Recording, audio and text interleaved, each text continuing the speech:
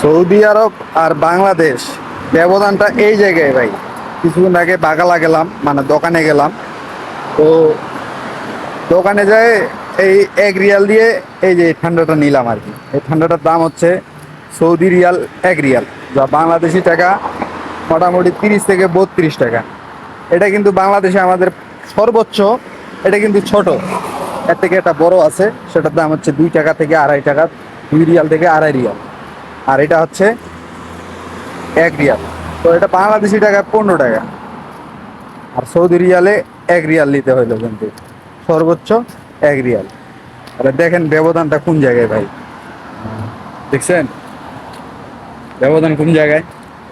তাহলে Saudi Real আর বাংলাদেশি টাকার মান কিভাবে কত কত দূর কত উঠানামা করতেছে, এটা দেখেন বুঝেন তাহলে। এই হচ্ছে বিষয়, সৌদি আরব আর বাংলাদেশ তফাৎটা এই জায়গায়। আর আমরা বাংলাদেশে কিন্তু এটা 15 টাকা পাইতাম, সর্বোচ্চ 15 টাকা, 15 থেকে 16 টাকা এই জিনিসটা আমরা পাইতাম। আর এটা সৌদি আরবে কিন্তু 1 রিয়াল। 1 রিয়াল মানে সৌদি আরবের হিসাবে, মানে সৌদিয়ানদের হিসাবে এটা কিন্তু দাম কম। 1 টাকা মানে কম টাকায়। আর এটা যদি 2 টাকা হয়তো তাহলে দাম বেশি, মানে জিয়াদা। কিন্তু বাংলাদেশি হিসাবে আমরা যারা আজনবী যারা আছি, আমাদের হিসাবে কিন্তু দাম বেশি হয়ে গেছে। এটার দাম 58 হওয়া ছিল, মানে 50 হওয়ার কথা, হওয়ার দরকার ছিল, তাহলে ঠিক হইতো।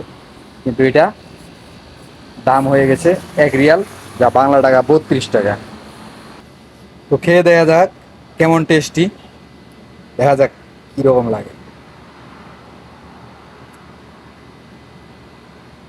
ভালোই লাগে।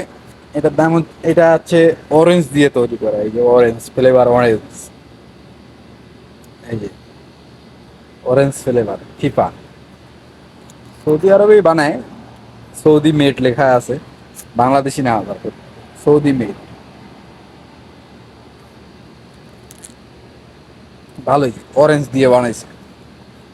তো আসলে হিসাবটা করে দেখেন ভাই, প্রবাস আর বাংলাদেশের হিসাবটা একই। বাংলাদেশে যারা 20,000 টাকার উপরে চাকরি করে, আর প্রবাসে আসার কোনো প্রশ্নই আসে না। 20,000-এই খুব ভালো আছে।